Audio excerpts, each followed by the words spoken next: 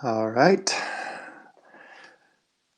I am here and waiting for anybody to join me on this chilly Monday evening. At least it's chilly here in Colorado Springs. I suppose not everybody's going to be chilly. So I had intended to do these periscopes more frequently. I did the first one, I think, 2 weeks ago. And we're talking about manhood. And then I realized life is busy. At that time, I was teaching a seminary class. Maybe you tuned into the church history classes that we did on Monday and Tuesday nights, and that course is over now. So my goal is to do these a little more frequently, 2 or 3 times a week, maybe. And I'm trying to find a time that I can do it and that others can join me. Hey, Warren, good to have you with me. Hey, Joel. So if you watched the first episode, we talked about masculinity and femininity not being the greatest framing for the difference between men and women and the sexes and so on. Hey, Josh. Hey, Jordan. Um, so just to recap, in case you didn't see that episode one, when we talk about manhood, so often we discuss masculinity and we have a stereotype. We define what masculinity is, and then we compare men to that standard, that stereotype. And things like, strong and aggressive and brave, courageous, those kind of things. And men should be those things, but the Bible doesn't use the terms masculinity and femininity. So I'm trying to steer away from those. I think those are categories that have come to us through psychology and create all kinds of problems for us in trying to defend what manhood is. I'd rather stick to what the scripture says men are to do and to be. And I can't remember if I got into this last time, but even the whole idea of being, identity, is kind of overblown, even in the Christian world, I think. Yes, we are to be identified in Christ, but we it's not all about identity. It's about what we do. We are to function as men. So I avoid the terms masculinity as much as I can when it comes to manhood.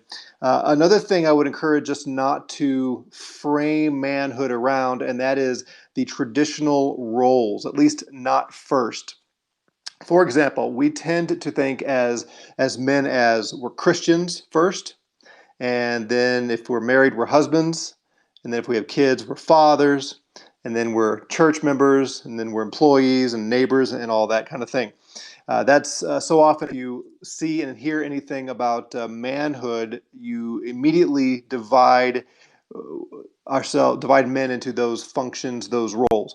Here's the problem: we create certain expectations for those roles, such as a Christian, I am supposed to get up in the morning and have my quiet time. That's what Christian men do. And if I am a husband, then I'm supposed to take my wife out on regular dates. That's what Christian husbands do. And if I am a father, then I am to have evening devotionals with my kids and read the Bible to them or some other book or something before they go to bed and put them down to bed, because that's what Christian fathers do. And if I'm a church member, then I need to volunteer for a ministry like being a greeter or something, because that's what Christian church members do. Those are all great. Those are all fine. I do a lot of those myself. The problem is none of those are particularly biblical. The Bible doesn't say anything about a quiet time. The Bible doesn't say anything about taking your wife on a date.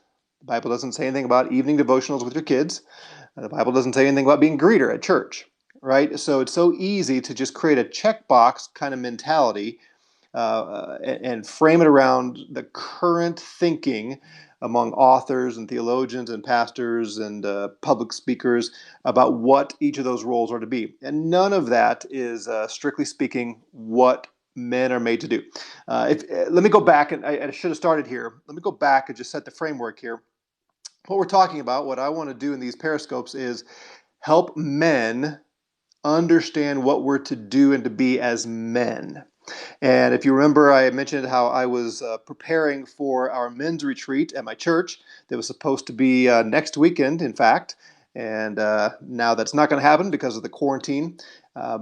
So I want to get this material out, and this is one of the vehicles that I'm choosing to do it, and that is through these periscopes. And the whole framework for the weekend was going to be what does the Bible say we are to be as men or to do as men specifically? And so I'm saying let's not think in terms of masculinity, and let's not frame this around those traditional roles of Christian husband, father, uh, church member, and so on. And we talked last time in episode 1 a lot about responsibility. The core of what it means to be a man is to understand that we are responsible. And the definition of responsible is, I should see if anybody who's on here knows. I'm going to give you a second in the comments. Somebody define responsible for us. Go ahead, I'll wait.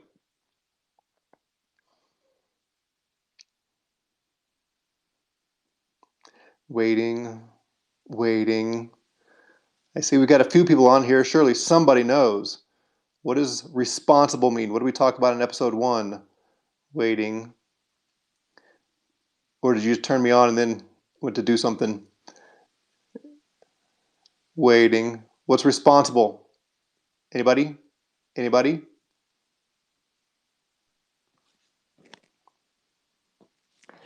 Give account. Excellent. Way to go, Jordan. Yes. Responsibility means to be accountable. And so the foundation for our manhood is we have to remember we are going to give an account to King Jesus for our manhood, for living life as men. That has to undergird everything else that we do, which leads to then the next question: what am I responsible for? Jesus is who I'm accountable to, but what am I accountable for? What kinds of things? And again, that's where we so quickly go to those ideas of having your quiet time, going to church, taking your wife out on dates, and those kind of language the Bible uses. Uh, at the very beginning, at creation, Genesis 1:26 and 28, we are given two foundational commands. So these are two things, the foundational things that we as men are responsible for. We are responsible to rule, and we're responsible to reproduce. So I'm calling those the 3 R's of manhood: responsibility, rule, and reproduce. So when I talk to guys about reproduce, people kind of get that. Okay, I'm supposed to get married, have kids. Yes, and we'll talk more about that down the road. And there's other kinds of reproducing that we will talk about. But when I talk to guys about the ruling part, I get a lot of blank stares. If I ask a guy, let's suppose today is Judgment Day, and you are standing before His Majesty, King Jesus, and He is calling you to account for your obligation to rule the earth. What would you offer as evidence that you ruled well? And I get blank stares. We just don't understand that concept. We think of ruling as kings. We think of ruling as the governors, the president maybe, or the state legislature, or some official governmental position. And we think that's not most of us. Rule does involve kingship, and it involves making decisions as rulers, as kings. If you've heard me teach on this in other contexts, I like to talk a lot about kingship, and we'll come back and deal with that some other time as well. But I want to get to another area that I think is really important and really timely for us today, and that is there are 6 or 7. I can't decide if I'm going to settle how I'm going to divide this up. But right now I'm going with 6. There are 6 areas of responsibility that kind of lay out that rulership part. So we're going to spend the rest of our time this evening on that first responsibility of ruling the earth, and that is to produce. To produce. And I'm getting this from Genesis chapter 2, verse 15, where God has created Adam and He's put him in the garden. And it says, and again, Genesis 2:15, then the Lord God took the man, that's Adam, and He put him into the Garden of Eden to cultivate it and to keep it. To cultivate it. Now, I don't want to use the word cultivate, because today it seems like whenever we talk about cultivating something, we think in terms of relationships. It's the way we tend to use the word cultivate relationships, and that's fine. But Genesis 2:15 is not talking about relationships. Uh, this could be translated, or we could talk about work. To work it, work the garden. But here's the problem with work. We tend to think work as exclusively our vocation, our job, and we associate that with being busy. If you're working, you're busy. That doesn't say anything about the result of your work. This idea of cultivating in Genesis 2:15 puts more of an accent and emphasis on the result of your work, not simply going through the motions of work. So we as men are called and charged to bear fruit, to cultivate, to get something done, to have something to show for how we're spending our time. You as a man are to produce, to bear fruit, to use the garden analogy, to take a plot of land and put seed in it and cover it over with the dirt and put fertilizer on it and water it and keep the weeds out of it until that seed becomes a plant or something that produces fruit where you can actually go pluck the fruit off the tree. Think of an apple tree or something. That's what he's getting at in Genesis 2:15 there. Now, of course, it extends beyond the literal planting of seeds and bearing fruit, but we need to own that. We need to, as men, we need to let that sink in. We are supposed to be productive. And that doesn't mean staying busy. That doesn't mean doing stuff. That means actually taking raw materials and making something. And that can be digital raw materials, that could be physical raw materials. But the point is, we are to actually have fruit. Adam had to do this. Think about this. When we read the Bible and read Genesis 1, 2, and 3, we get the big picture creation in Genesis 1, and then we get the Garden of Eden and the creation of man and woman in Genesis 2, and then we get the fall in chapter 3, and of course the Bible's primary story is Jesus. But let's slow down and go back to Genesis 2 and 3 for a moment and set the context of what actually happened, not so much thinking about how the story is preparing for Jesus yet, but just think about what had to happen for Adam and Eve. So Adam is told to cultivate or to produce, bear fruit in the garden. Then God gives him Eve, and he names all the animals, and then they sin, and there's the curse and the fall and all that. And God tells Adam, "You're still going to work, but now it's going to be harder because your work is going to be cursed." So Adam lived to be 930 years old. We don't have a whole lot of information of what happened after the fall. We know he was sent out of the garden, and the cherubim was placed there with the flaming sword, and he had more children, and then we get the genealogies and so on. But we don't get a whole lot of the story of the life of Adam. But we know he had two sons early on, Cain and Abel. And again, what we know about the story of Cain and Abel is Cain gave in to temptation, and through anger and jealousy, he killed Abel. And of course, that's the main point of the story. But think about when Cain and Abel are introduced, and when they bring their sacrifices to God, and that's what ultimately prompts Cain's jealousy. God didn't accept his sacrifice. God did accept Abel's sacrifice. We are introduced to them basically this way. Cain was a herder. No, he was a farmer, right? Cain was a farmer. Abel was the herder of animals. He was a shepherd or something. Well, think about what had to happen to get there. So back up with me to Adam. Here's Adam and Eve. They're kicked out of the garden. All these animals here. Adam's got to figure out, what do I do with these animals? What do I do with these plants? He's now required to cultivate, to bear fruit in this garden and take care of these animals. He's named them, but now he's got to figure out how to shepherd them. So for years, we don't know how long, but for years, Adam is learning how to deal with animals. He's got pigs, and he's trying to figure out what to do with pigs. He's got sheep. He's got to learn how sheep work. And all the other animals, and I guess some ran off wild. We don't know the whole story, but just think about sheep and pigs and maybe cows, right? What do I do with these animals? And how do I take these plants that are going to produce more after their kind? How do I make more plants? And he presumably had to learn through trial and error in all of these things. And he did learn, so much so that he was able to pass on to Cain. Hey, Cain, see over there? That's gardening. All of those are seed bearing plants that are going to make more food for us. So that's corn, and those are potatoes, and those are beans. And here's how I want you to grow more corn and more potatoes and more beans. And Abel, son, come over here. These are sheep, these are pigs, these are cows, and this is how we herd them. This is how we pen them up and help them reproduce, and he would get milk from the cows or whatever. But presumably Adam had learned those things, and he passed on that knowledge, and he created a division of labor. Cain, you go do these things. Abel, you go do these things.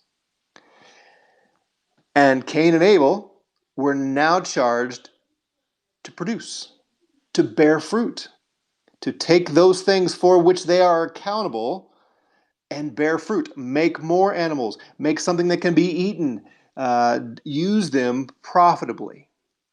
Adam had to do it, Cain and Abel had to do it, and you and I are called to do it. We as men are to produce.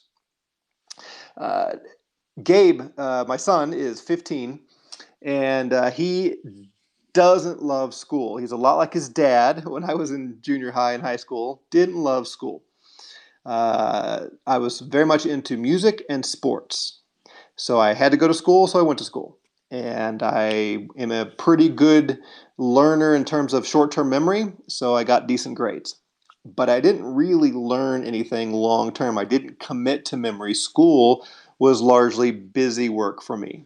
And that's how it is for my son as well. It's largely busy work. When it comes to music for my son, he loves to produce. And he does.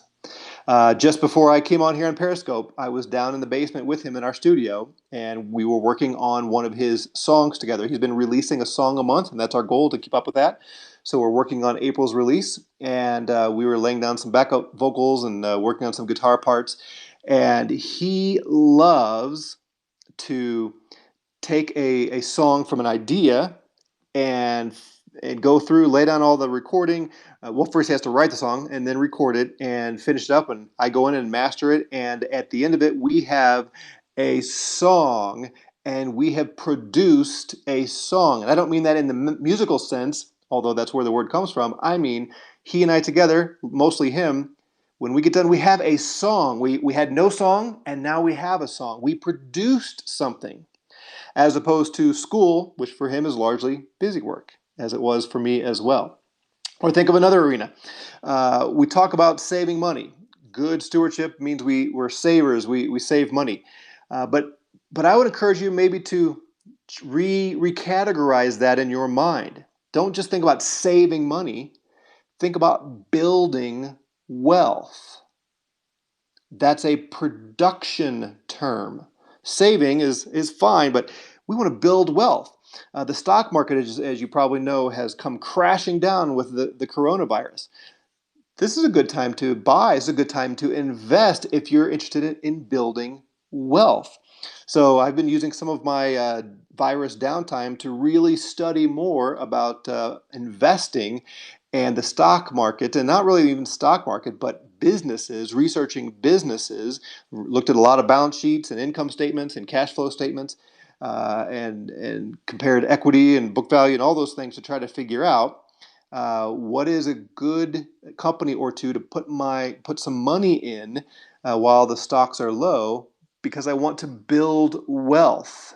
That's part of producing. I want to produce more money, and to have my money making more money in my sleep, so to speak, or invest in company X, hoping that they will grow and that company will become more productive so that my money is producing more money. That's part of what I'm called to do.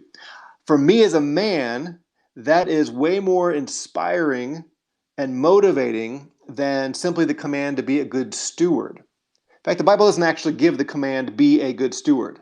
We see an example of good stewards, and we know that we're supposed to be good stewards, but I'm going to be a much better steward if I think in terms of producing something, such as more wealth. That's what we're made to do. I mentioned earlier I teach a seminary. I run a seminary.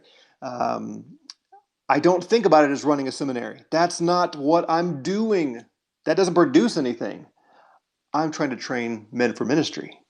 When these men receive their degree and are engaged in ministry in some form and are now equipped to do ministry, I've produced something. All the teaching, all the grading of papers, all the dialogue and so on, all of that accomplished something. I'm bearing fruit in the church and in the lives of these men, as opposed to just thinking about it, checking the box. I run a seminary, I teach classes or whatever. See how they're very, very different mindsets.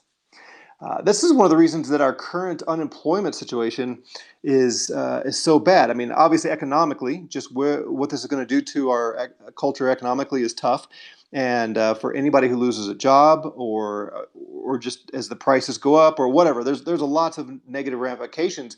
One of those is there are lots of men who right now can't go to work, and it's not just they can't earn an income because if they didn't get furloughed, and or if the stimulus packages come through, there might be that we won't be too damaged economically.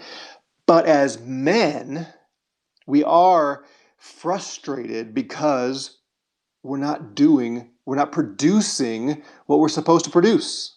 That's what we're designed to do. Produce. That's what men are called to do. Produce. And if I'm not at my job where I can produce, then I've got to find something else to produce, or I'm failing to be the man I'm supposed to be. And we go stir crazy.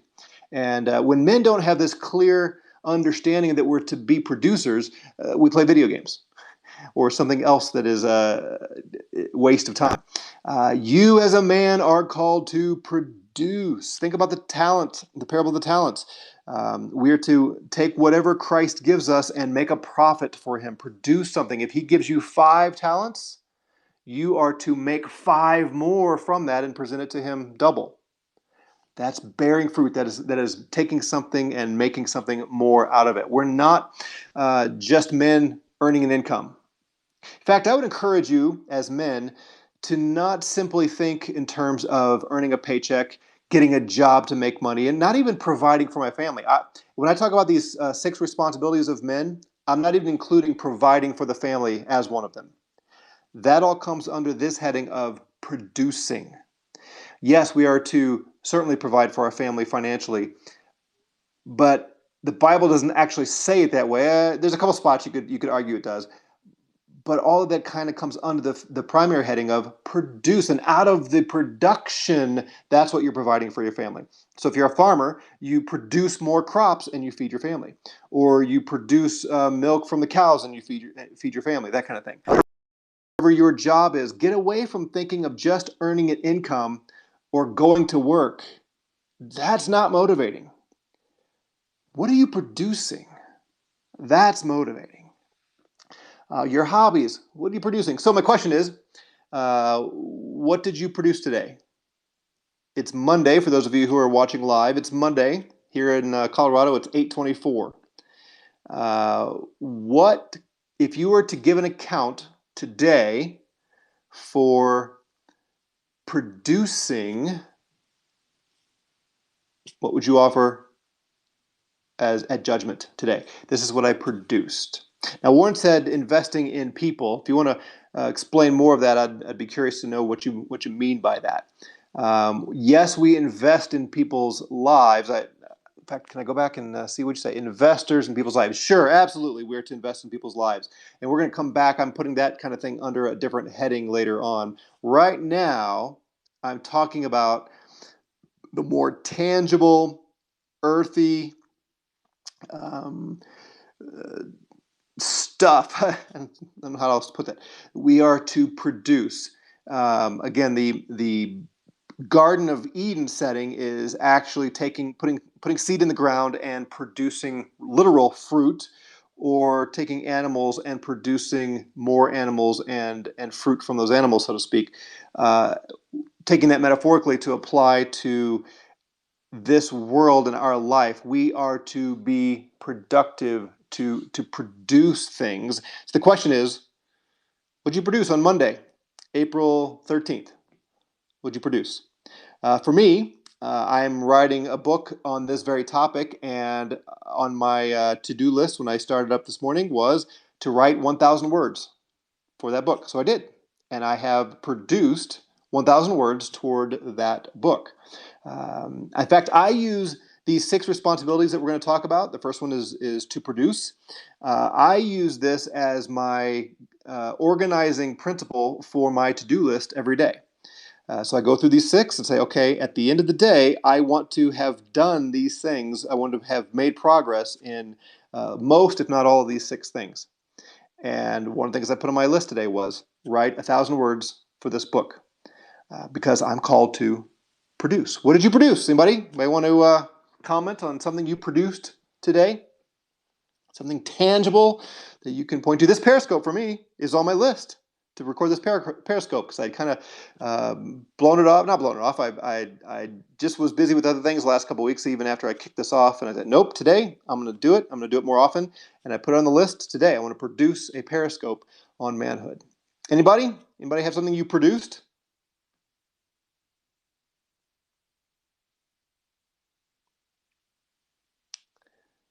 So I like there we go, digital flyer templates.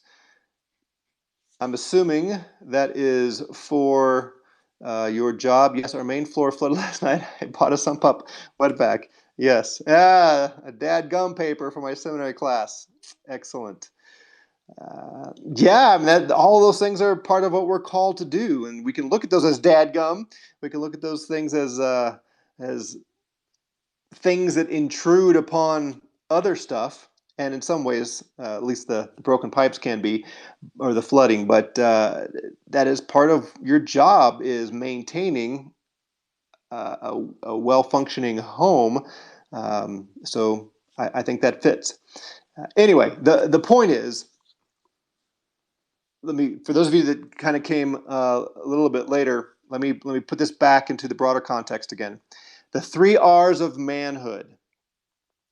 Responsibility, which means we are accountable to King Jesus. That's the heart of responsibility. We are accountable. We're going to give an account to him. That's the first R. Second R is rule, and the third R is reproduce. So responsibility, rule, and reproduce. Those are the 3 R's from Genesis 1, 2, and 3 that kind of lay the groundwork for everything we are as men. And then I find 6 other key responsibilities in the Scripture for what it means to rule and reproduce. In other words, the 6 things that we are responsible for. And there may be 7. I mentioned this. I'm debating on whether or not to do 7, but at least 6. And the first one is what we talked about in this Periscope, and that is to produce, to bear fruit. And I don't mean, don't take this too metaphorically. I mean largely, really, but again, we're not all supposed to actually create apples or something, or yeah. But as men, we are to produce things, tangible things that people can see and observe and hear, taste and touch, that kind of thing. That's not a tangential part of our existence. That's not a side project. That's not, put it this way. I said earlier, we shouldn't frame this around the traditional roles, like I'm supposed to have my quiet time. The Bible doesn't say, tomorrow morning at 5 o'clock, get up, get your cup of coffee and have a quiet time. It doesn't say that. It does say cultivate, or what I'm saying, produce, bear fruit. It's not, writing that dadgum paper is not less spiritual than doing your quiet time. Warren here says, plan the strategy for getting our farm in working order, getting ready to tile. Yeah, excellent. You produce something. That strategy, now tomorrow or whenever, presumably, you're actually going to start getting the tile laid. That's it. That's part of producing. And that is not less spiritual, less pleasing to God than quiet time. Now, we need to read the Bible. We'll come back to that. That's part of it as well, part of another responsibility. But producing things like that, building an extension on your home, or fixing, repairing, taking bad fruit and making it good fruit, or broken fruit and making it productive, making it valuable now, that's all part of it. As men, it's what we are supposed to be doing. And we tend to put all that stuff in the temporal category and not the spiritual category. Or we make this sacred secular distinction, which can get us into unbiblical territory, as though fixing the pump is secular and not as pleasing to Jesus as reading the Bible. There is a possibility that you should read your Bible instead of fixing your plumbing, but it's also possible that the right thing to do is to fix the plumbing. And again, I don't even want to create that false dichotomy. I don't want to pit one against the other.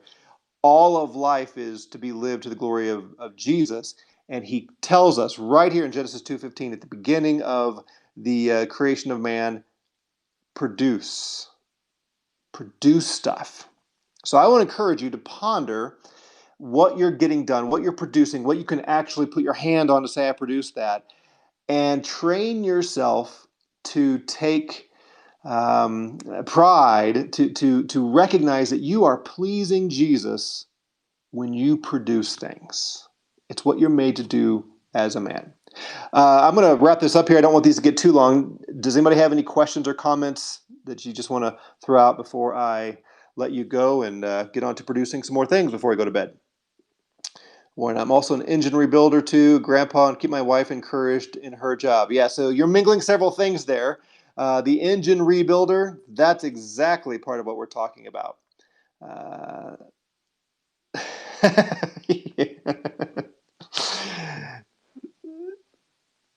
Yes, yes. If the floor is if it's flooding, you should put down the Bible and go fix your plumbing. That's more spiritual in that moment, and in other moments maybe too.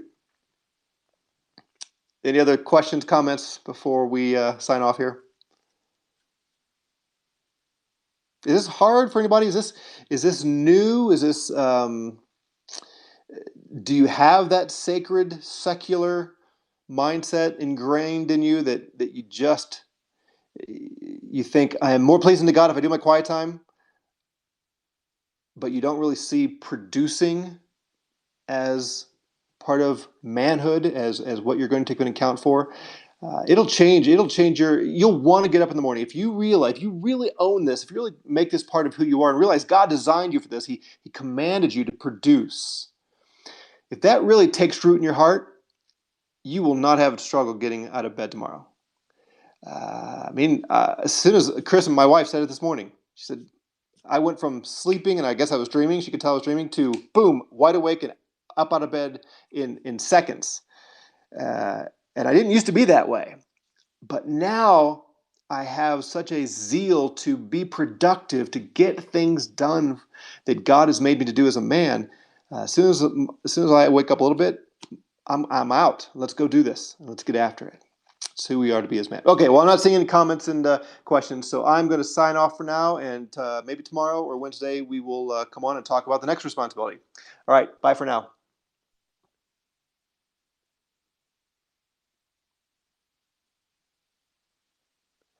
Let's think about some comes naturally. Okay. Warren's asking who mentored me over the year. In this, it's mostly just been reading others, reading productive people. I don't know that there's any. I don't really have any man who mentors me in this kind of thing. But as I read the New Testament, or the whole Bible for that matter, and see men who were constantly bearing fruit, and read biographies. I love to read biographies and autobiographies of men who accomplished much in their life, and I put that together with this text The Lord kind of mentors me. The Bible mentors me, and these biographies mentor me as these are men who got stuff done, who produced things, who we look back on, the men that we remember, they produced things. And so was there a male figure in my life from the past? Well, my dad. Yeah, my dad. Uh, my dad was an extremely productive man. He didn't teach this to me verbally. He didn't sit me down and talk me through this, but he taught me by example. My dad did not waste time. He died a couple years ago. 2000. That was just a year ago. A year ago, January, and and he lived to be 96.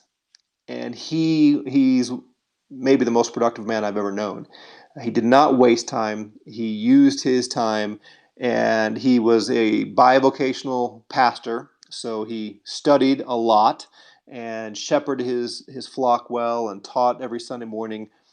But he was also very, very much a worker with his hands. He was Mr. Fix It. He could fix anything. And he worked as a maintenance supervisor for a nursing home, and he just knew how to fix everything. And he was always fixing things at work, but also fixing things around the house or for anybody who needed it. And he had a garden. We had a quarter-acre garden in the backyard, and he actually physically bore fruit. And he built our garage from scratch. He built a big back porch, screened-in back porch in our house. I didn't get any of those genes. He fixed the cars, all things. I don't care about mechanical things. I'm not very good at fixing. Josh, I would not be good at fixing your plumbing.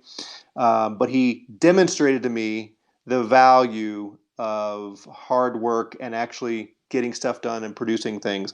And so I had that example in my life and in my dad. And there have been others as well. Somebody else had a comment here. Yep, and there are men in the church who can show you this. Josh says, "Don't you think this is why a church community is important? You get to learn from men in the church." Absolutely, and this is the kinds of things that our men's ministries ought to be doing. Men's ministry, like almost all ministries, so often are almost entirely Bible study, and it's hard as a pastor, especially, to say maybe we shouldn't just do Bible study, but we shouldn't. Or at least there ought to be other components in addition to the Bible study where men are showing men how to be productive. Modeling it, inspiring it, teaching it, absolutely. The church needs to be doing this. We need to be doing this with younger men. Our youth group, our boys in our youth group, if you have a youth group, they need to be around men who are showing them how to produce and the importance of producing and how this is godly. To be productive and bear fruit in things. So we can't just reduce manhood to some intellectual checkbox things. Right here at the beginning, the foundation, bear fruit, get stuff done, be productive.